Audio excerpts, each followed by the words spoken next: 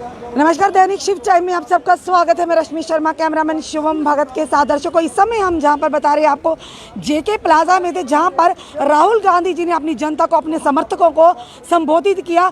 और इस समय उसके जाने के बाद आपने देखा पूरे विजुअल हमने शुरू से लेकर आखिर तक बताया किस तरह से लोगों में, आम जनता में, उनके समर्थक पार्टी कार्यकर्ताओं में किस तरह का उत्साह देखने को मिला कि एक मंच था जिस पर दिग्गज कांग्रेस के नेता बैठे होते, उन्होंने जनता को संबोधित किया। चलिए सर, हमारे से जुड़े, क्या कहेंगे आज के संबोधित करने को, जो जनता से संबोधित किया, और राहुल गांधी जी का जम्मू में जो कि प्रस्थान हुआ, क्या कहेंगे सर? सबसे पहले आपका नाम। मैं रुमाल सिंह, ब्लॉक प्रेसिडेंट कांग्रेस डंसाल और सरपंच भी हूँ कृष्णपुर मुनवाल से।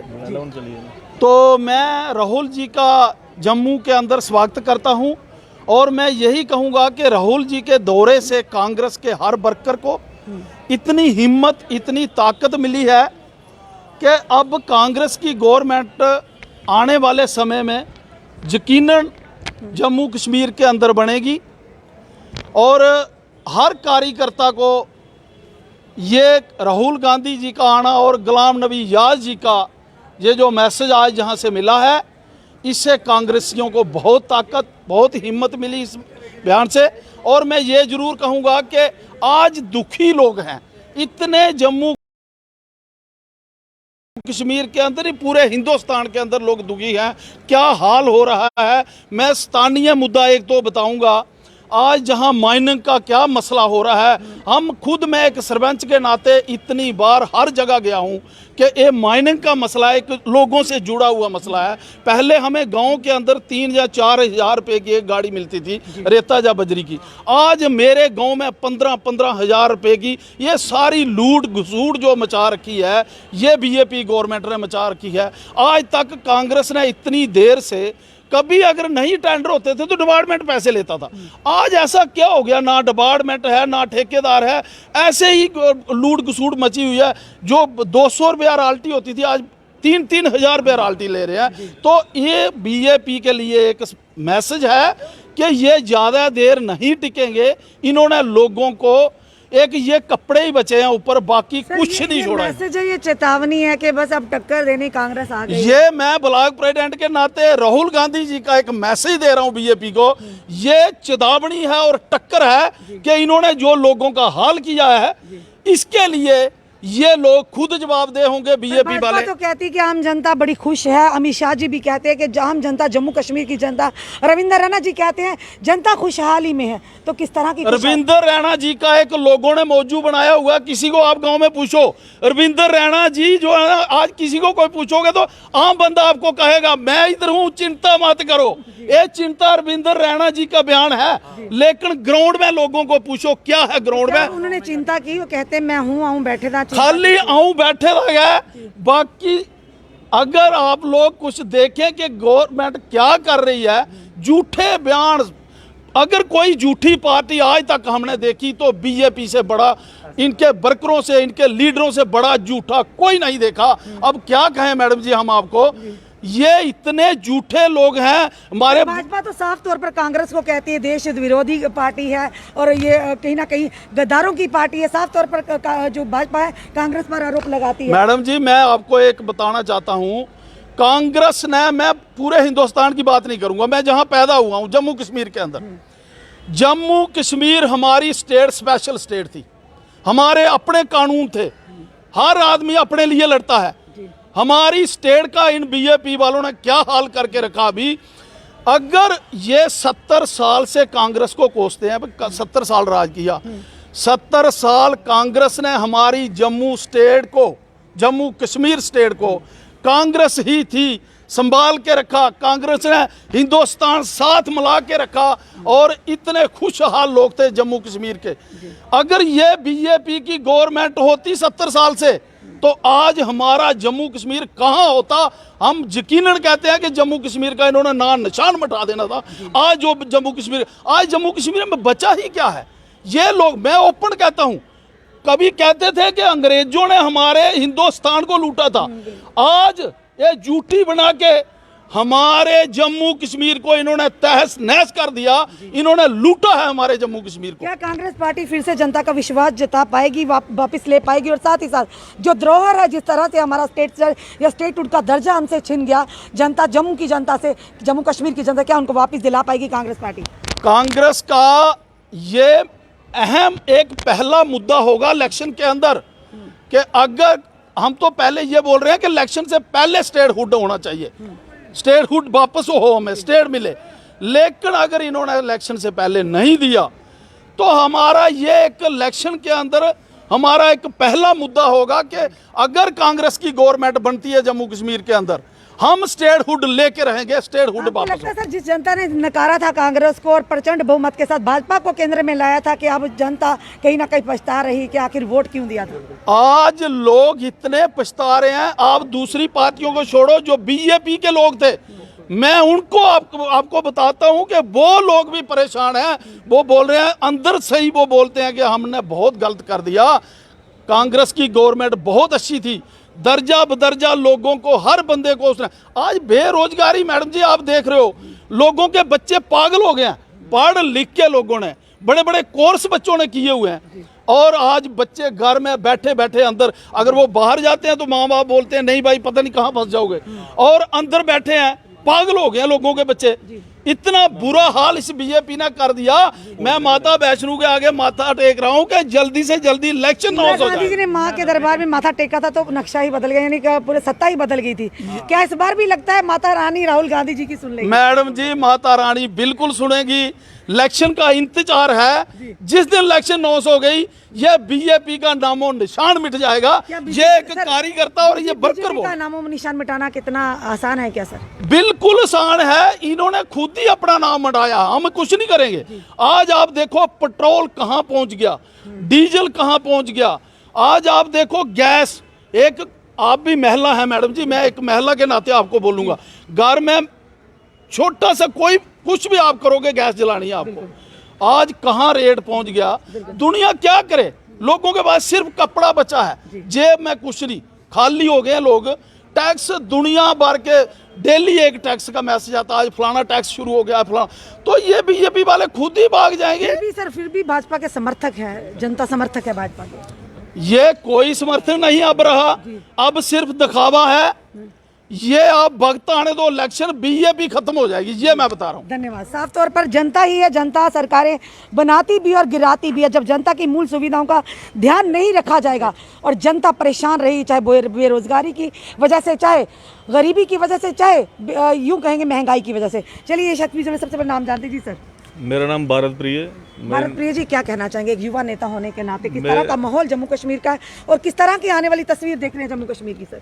देखिए, आज एक मैं नई उम्मीद और एक नया साहस राहुल जी के आने से यहाँ पे जागा है।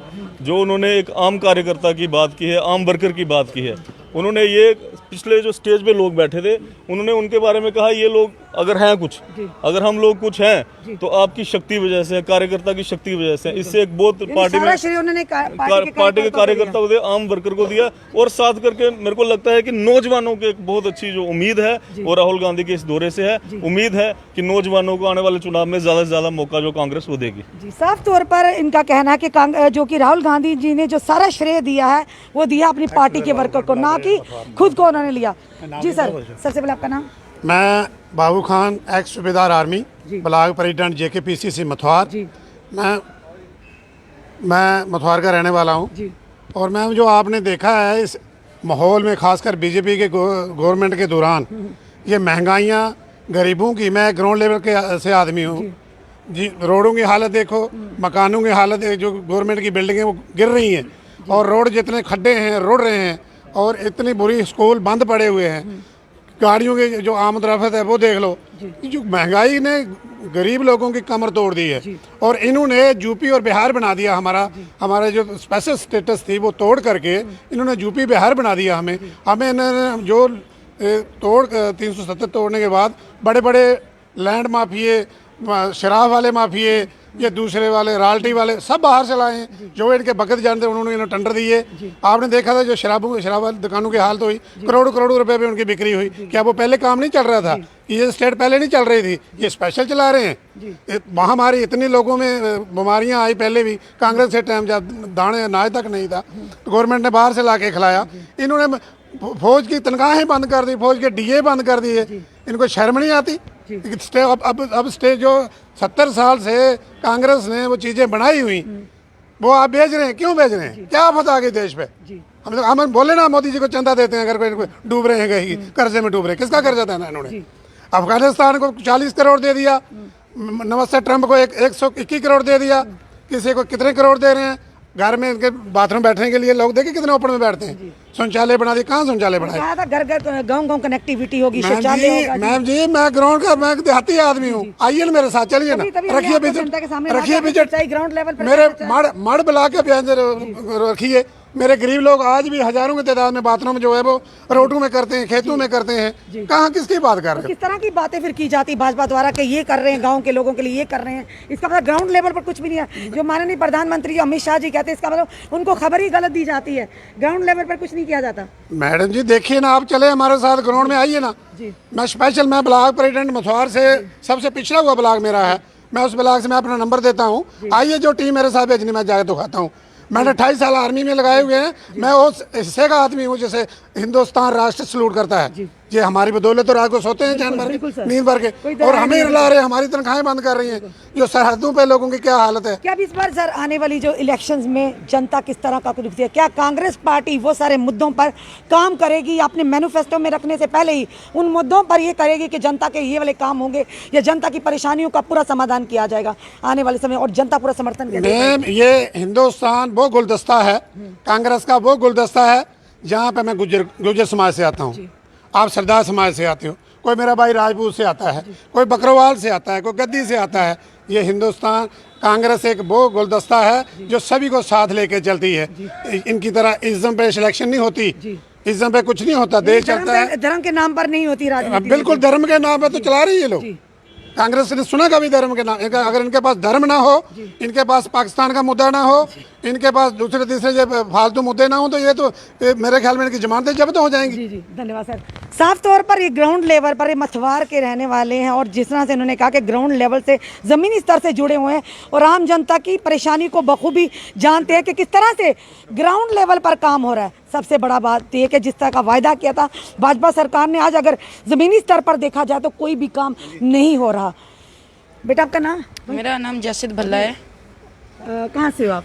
मैं त्रिकुटा नगर से। क्या कहना चाहोगे आप? मैं यही कहना चाहूँगा कि जब से भारतीय जनता पार्टी की जम्मू और कश्मीर में सरकार बनी है, तब से अब जम्मू कश्मीर का एक भी नौजवान, एक भी बुजुर्ग, कोई भी व्यक्ति यहाँ पे खुश नहीं है। क्योंकि आप देख लीजिए जम्मू कश्मीर में कितनी चीज़ें हैं। अगर आप जाओगे, हमारे पास पटनी टॉप है, हमारे पास श्रीनगर है, अमरनाथ यात्रा यहाँ पे होती है, वैष्णो देवी माता की यात्रा यहाँ पे होती है।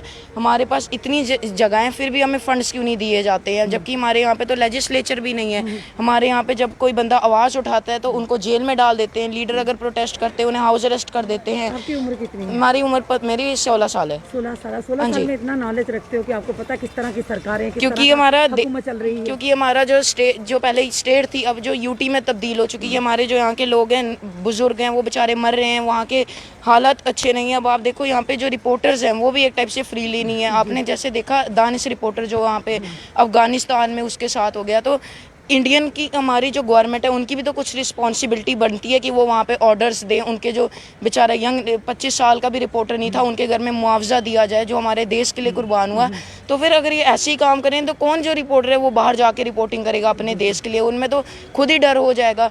इंडियन में जो भी 5-7 अभी रिपोर्टर्स आपने देखा, पेगासस हो गया, वो लोग अगर फ़ोन चलाते तो रिकॉर्ड हो जाते, जबकि वो लोगों का तो पॉलिटिकली लिंक भी नहीं था। तो अब एक टाइप से देखा जाए, जो भारत में हमारे BR अम्बेडकर साहब, जितने भी हमारे यहाँ पे राजा राम मोहन रॉय जी ने कुर्बानियाँ दी हैं, वो एक टाइप से भाजपा वाले व्यर्थ करने में जुट गए हुए हैं।